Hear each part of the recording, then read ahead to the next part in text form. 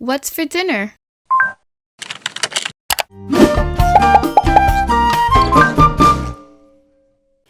Hey everyone, I'm Chef Z and welcome back to my channel, Chef Z Cooks. Today I'm back with my updated Locrio de Salami recipe.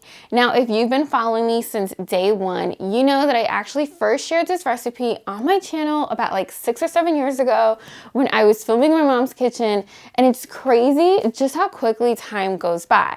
Now, since sharing that awesome recipe, and it is one of my favorite videos, some things have changed and some things have evolved. So I wanted to share my updated video for you guys. Now, a couple of things have not changed. For example, I still love this dish. It is still top 5 favorite for me, my mom, and my sister, to the point where, no lie, we literally, the three of us, will sit together and just eat straight out of the pot.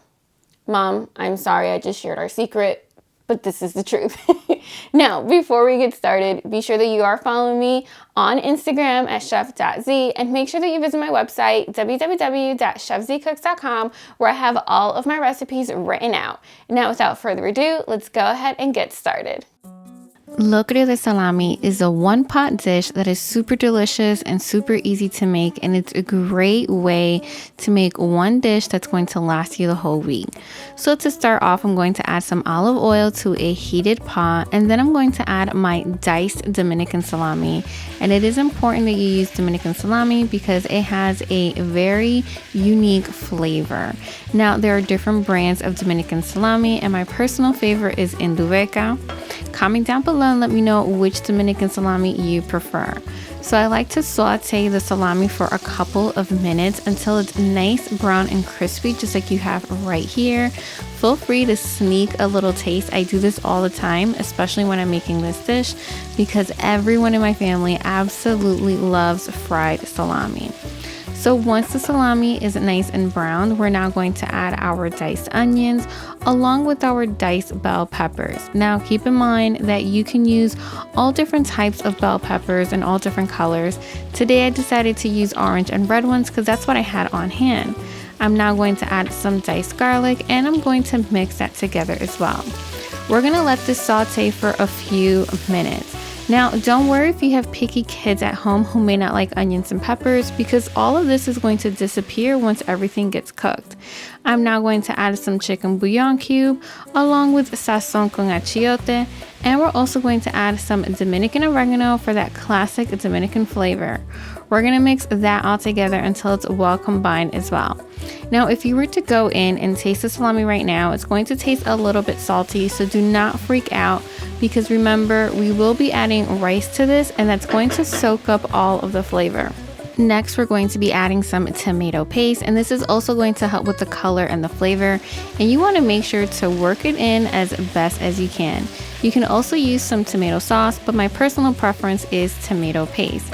And now we're going to add some olives, and this is totally optional. As you guys know, I absolutely love adding olives to all of my dishes, and I make sure to use the pitted olives just so that you don't lose the teeth once you bite into the rice.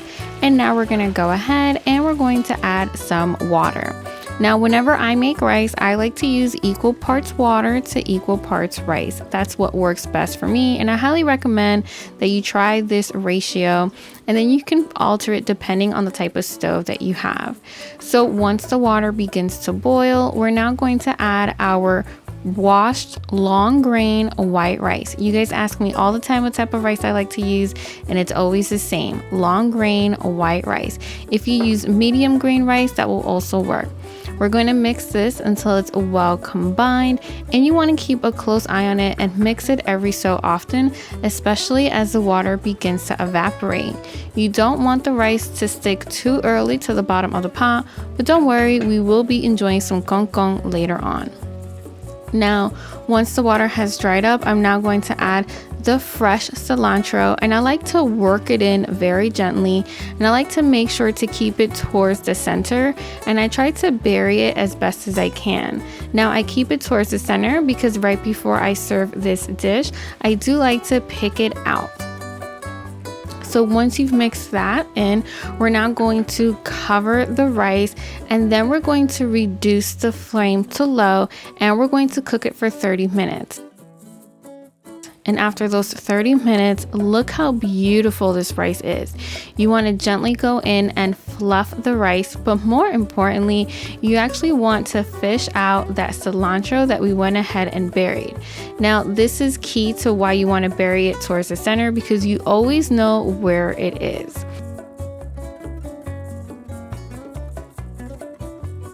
So there you guys have it. That is my updated recipe for Locrio de Salami.